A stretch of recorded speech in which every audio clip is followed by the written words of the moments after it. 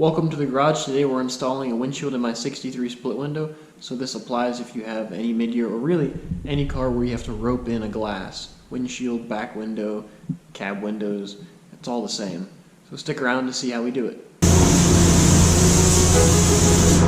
We're at the movies, huh? Yep, we're at the movies.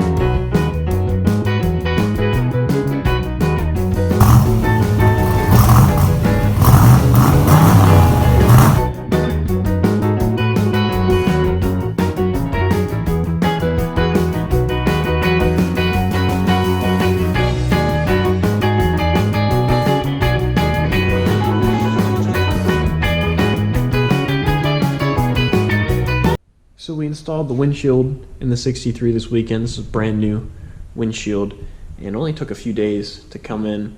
And the windshield fit perfectly. It fit good in the gasket and everything. So I just want to do an overview. I filmed from the outside of the car whenever we put this in, but I didn't film from the inside because I was too busy installing it, and it was the first time we did it, so I really didn't have the best footage from the inside on the windshield. But I did have really good footage for putting the back windows in.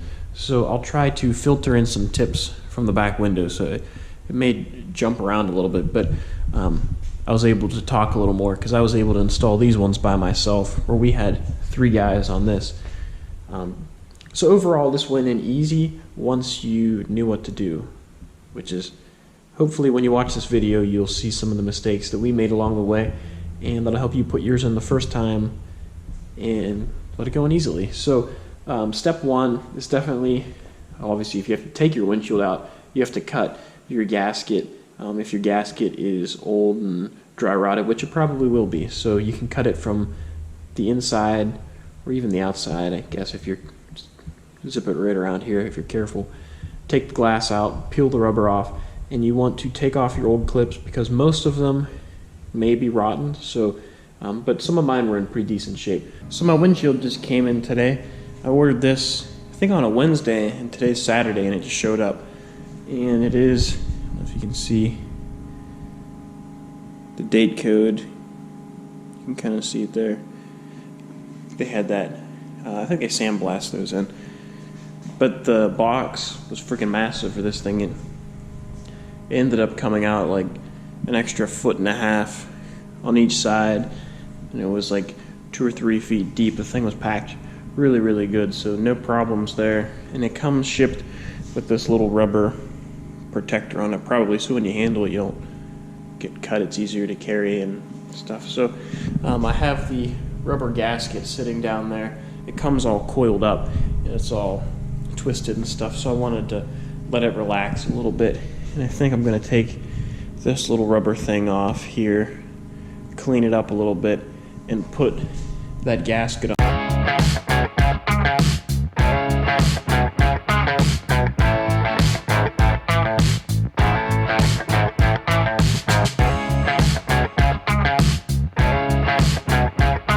So the glass is all cleaned off. I just used a little bit of Dawn dish soap. I wanted to get off the residue from the tape that was along the edges. There was a couple stickers in the middle, and if you touched the glass you could feel that it had a little residue of something on it. So I want to make sure I get that off. That way whenever we put the gasket on here, I don't want there to be any contaminants on that edge. So next I'm going to grab that guy and start working that on. I think I want to start in these corners with those 2 corners, kind of fill it in the middle, and then work our way down. I'm doing another video on how to do that for the back windows. I'm not sure which order we'll put them in and what order the videos will come out, but I went into detail, which I can here also, about the placement of these corners when you're putting the rubber on here. When I was doing the back windows, I was always short. It seemed like ½ an inch of material to get around an edge. So if you use a tight radius like this, it's easier to get that edge set up versus a big sweeping radius like this. The rubber doesn't necessarily have a corner in it, so you really can't tell if you're placed in the right spot. So if you put yourself in those 2 corners, and as you go you kind of pull the rubber and stretch it just to make sure you have enough, and then you tap it as you go also, which you'll see me do later to make sure it's completely seated, because you use every bit of that rubber. There's it fits the windshield perfectly. So we'll see how it fits on this one, but the windshield looks really nice. I mean, even all the cuts are nicer. It's actually nicer than the original cuts. Like on the back glass, it had some whoop-de-doos in it where they didn't trim it perfectly, but I mean, it still fits, so it really doesn't matter. But this windshield looks really nice, so I'm really happy with the turnaround and with the quality of the glass. So we'll see how it fits in the rubber. And when I laid it in the car, it looked like all the gaps fit nice. They say to do that in the service manual to make sure you don't have, I think, more than an 1/8 inch gap the whole way around. It looked like it fit nice and tight, so it should be perfect. Alright,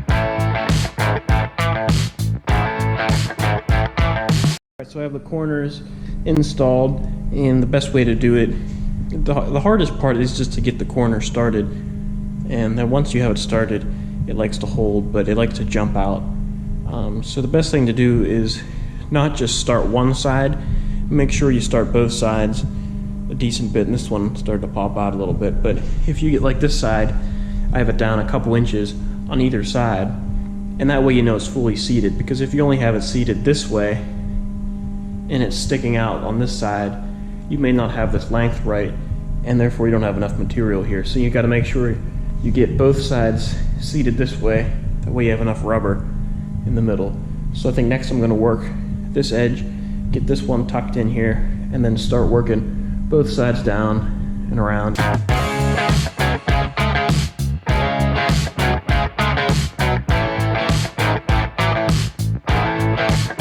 So that was actually a lot easier than doing the back window gaskets. It wants to kind of pop off in this really sharp radius here, but overall it went on easy. Just walked it around. I didn't have the problem I did on those ones where I was running out of material. This one went on fine. These are the rear window clips, so you can ignore those. But these are what they call the narrow clips. There are 18 of these. They have 2 different hooks there, and they're narrow. They're talking about this lip there because there's a double thickness area, and these are the wide clips, which one of them came to me already broken, so that's a bummer. But additionally, in my car there were 2 extra narrow clips and 2 extra wide clips than what the manual called for and what Paragon called for. The rear window, it was spot on, but so I don't know if someone was having problems getting the clips to engage, or if somebody at the factory liked to use extra clips. So take all those out, clean your windshield channel, and then put your new clips in the same spots. We didn't take the windshield or the back windows out or the clips, so I really couldn't tell where they went based on pictures, but on the inside you could see the scratch marks because the clips have teeth in them to bite into the fiberglass, so you can see where they go. And you want to make sure you count the amount of clips you have, because I did have more original clips than the kit that they sell had, so you may need to get a couple extra. And the clips are a little different reproduction to original. The original ones kind of made the trim fit a little tighter, so we used some original clips on that side to get this top piece to fit tighter. So definitely want to dry fit that, because once your clips are on the car and the windshield's in, you can't adjust these, so you want to make sure your trim fits good and tight. So we installed all of our clips. It gets 3 wide ones in the corner, and it used a lot of extra clips than it said in the service manual and in the Paragon catalog, so we used some original clips. And some of the original clips actually grab the trim better because they're a little longer. But we marked where all the clips are, that way you know where to push, and you can use a hook tool to remove it. But we dry fit all the stainless to make sure it fits good and tight, and then we'll take it back off, seal around the clips, and we'll put the rope on the windshield. So before you go attempting this job, if your car is assembled and you have all your stainless trim on, the first thing you want to do before you grab it and start trying to rip it off of your car is first go online and figure out what your clips look like. So I have a 63, so it has these clips between coupes and convertibles. It uses, I believe it's these 2 clips in the front of and this is a rear window clip. It uses these 2 clips in the windshield. This is what's called the wide clip. There's a double thickness of the body. I think it's maybe a bonding strip, or no, it's 2. I think it's 2 pieces of the bird cage that overlap. and it uses a wide clip because this channel's wider, and this is what they call the narrow clip. Uses a lot more of these.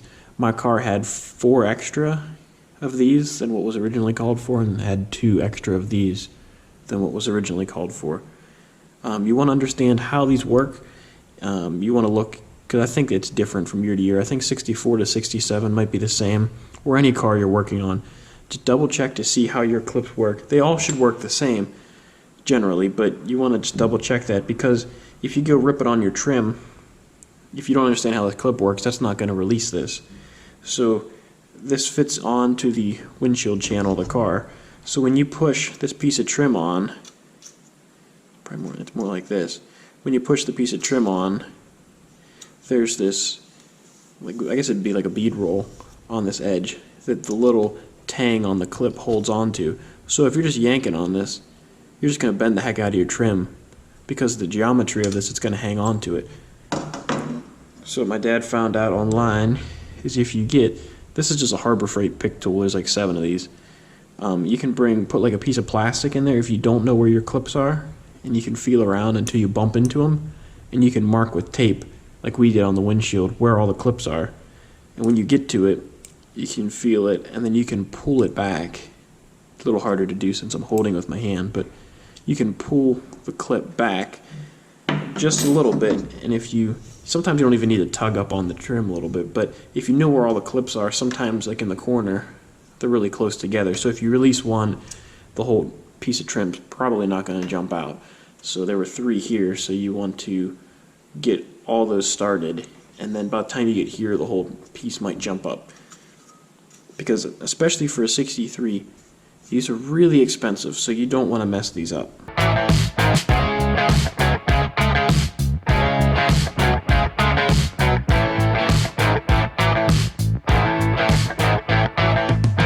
You could do this one of 2 ways. You could either put the adhesive the whole way on the inside on the windshield channel, or just over the clips. But now that I said that, you still have to, we just put it over the clips. We're still going to peel this gasket back and put sealant in here, and we're going to do the same on the inside, on the body side, or lift it up over here just to get that to seal. My dad didn't want to do that because it would leave a mess by doing it this way. And this car is probably never going to see water, but you definitely want to do it because you want that to seal up good so your bird cage doesn't rust out. That's the biggest thing. So we didn't do that. We just sealed around the clips, and then we'll go back and we'll seal it in and make it watertight. So I'm going to do that in a separate video, just because I want to get this one out here.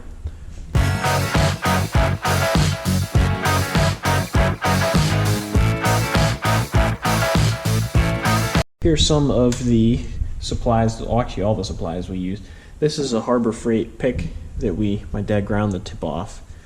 That because it was razor sharp. This comes in really handy whenever you're using the rope and you can't get a certain area to start, or whenever you have the rope, the ends normally, I found it's better not to cross them. I had problems when I did it. So if you leave the ends, say 8 inches apart, and there's a gap in the middle, you can use this pick to work your way in there, and you can pull that rubber out. Also, it works when you're working around clips or working around tight corners. Like I think whenever I was doing the video, I had my seam here, I was picking this area, and then I used it to get around some of these corners here. I think it was this one in particular. I helped just get that started, and then once it goes, the rope just goes. You'll see what I mean in the video. And then I use this nylon cord here. I think it's 1/4 inch. It's close to a 1/4 inch. But this went in well, and then you can either push it in with your finger, or you can use one of these caulking tips, or an old tip like this from a caulk gun. Cut it off, and you feed the rope through it, and you push the rope in initially, you hold the end, and you just wind it around the whole channel, and it feeds in. So that's a good option also. And then we use this CRL windshield sealant. I got it from Summit Racing.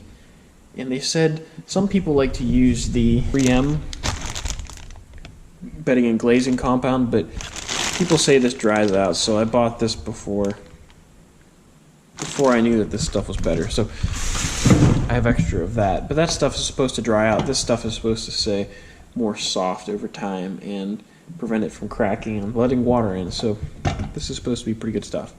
So that's what we used. And what you want to do is lay your windshield or back window down flat in the cavity. You don't want to start the end or that end.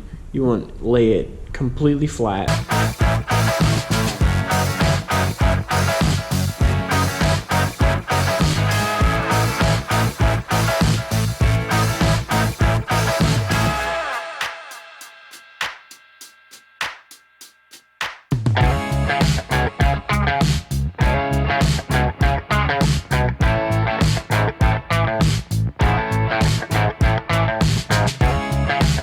And this is where it came in handy to have two guys, just one guy on each side, and you put constant pressure on the glass. So whenever you're handling glass, you never ever want to just push really hard with your thumb or your fist or pound it with your fist.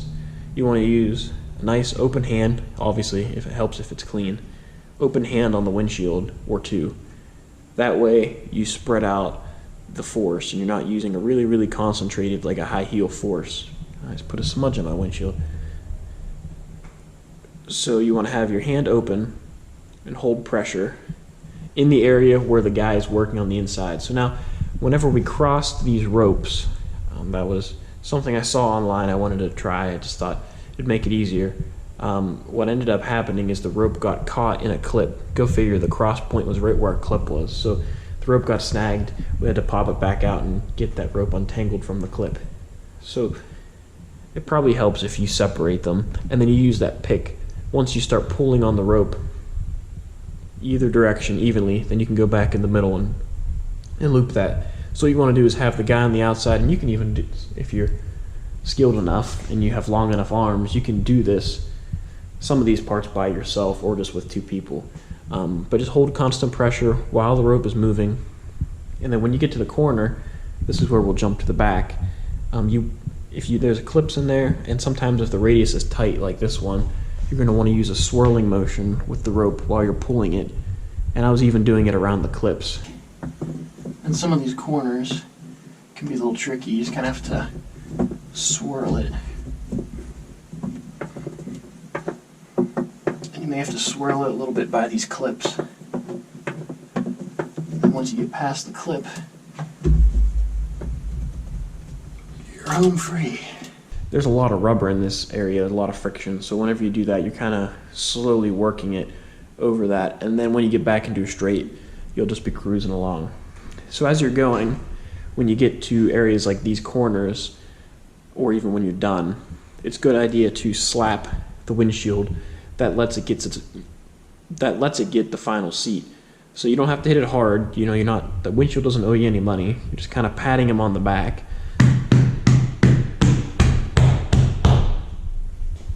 Just like good job windshield. Just kind of pat it the whole way around.